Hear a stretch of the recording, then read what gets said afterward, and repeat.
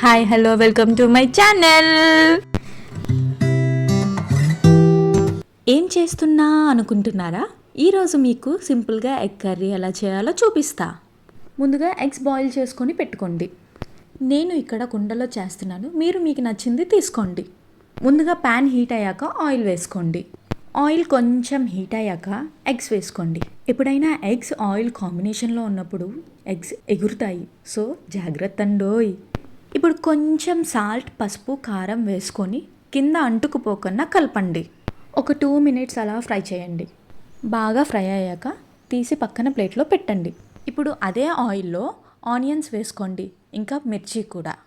ఎప్పుడైనా ఆనియన్స్ వేసినప్పుడు కొంచెం సాల్ట్ వేస్తే తొందరగా ఫ్రై అయిపోతాయి, సో కొంచెం సాల్ట్ వేసుకొని బాగా ఫ్రై చేసుకోండి. ఇప్పుడు అందులో అల్లం వెల్లుల్లి పేస్ట్ వేయండి. అది ఫ్రై అయ్యాక ఆయిల్ అనేది పైకి వస్తుంది. అలా వచ్చిన తర్వాత కొంచెం కారం, కొంచెం ధనియా పౌడర్, కొంచెం జీరా పౌడర్, కొంచెం గరం మసాలా, కొంచెం చికెన్ మసాలా, ఇవి అన్నీ వేసి బాగా కలిపేయండి. ఇక్కడ నేను బొగ్గుల పొయ్యి మీద చేస్తున్నాను. మసాలా అనేది మాడుతుంది కాబట్టి లైట్గా వాటర్ వేసుకొని, మీకు ఆప్షనల్. ఇప్పుడు కొంచెం సాల్ట్, అది అంతా ఫ్రై అయ్యాక టొమాటో వేసుకోండి.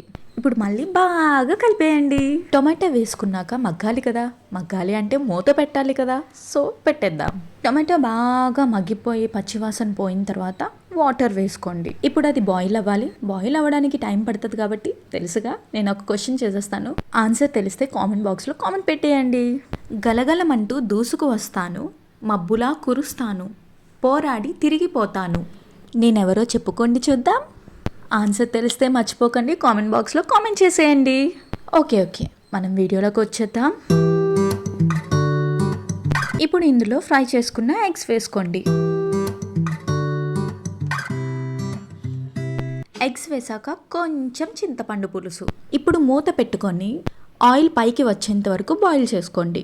లాస్ట్లో కొంచెం కరివేపాకు వేసుకుంటే ఆ స్మెల్ వేరబ్బా. ఆహా, చూసారా ఎంత బాగా వచ్చేసిందో. ఆగండి, ఒక చిన్న రిక్వెస్ట్. వీడియో నచ్చితే లైక్, షేర్, సబ్స్క్రైబ్.